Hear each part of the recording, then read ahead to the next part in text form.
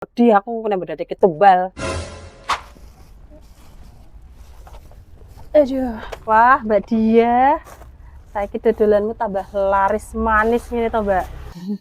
Iya Mbak, alhamdulillah. Mbak Dia, mesti sampean duwe trik magic rahasia to? Masa lo dodolane kok iso ramene kaya ngene? Alah Mbak, trik apa to Mbak? Aku ki biasa to Mbak. Aku kolakan sik, terus tak toto rapi ngene iki. Ya terus biasa wae, ora ana trik-trikan Mbak. Leh, rasa ngapusi. Lah wingi lho dodolanmu ki sepi. Lho kok saiki juk-juk rame, laris manis kaya ngene. Sopo sing ra curiga Mbak Dia? Ya Allah Mbak Ida, sampean ki lho wis julid karo curigaan wae. Sithik-sithik seudon to Mbak sampean ki.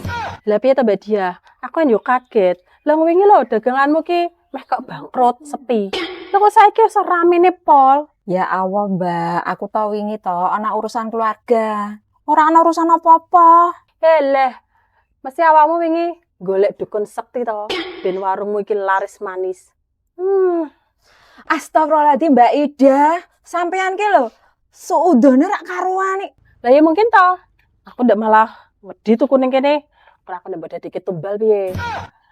Meh tak critakake warga ben padha waspada.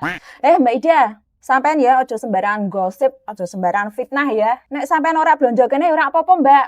Mau sampean nang kene ya mau ngutang tok. Sampean ki lho kok nek gosip ning kene warungku kan dadi sepi to, Mbak. Ya ben.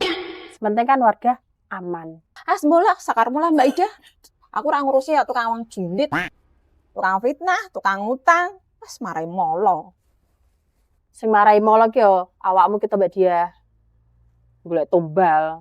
Wis aku rame blonjo ning kene, wedi aku kena dadi ketumbal. Astagfirullahaladzim.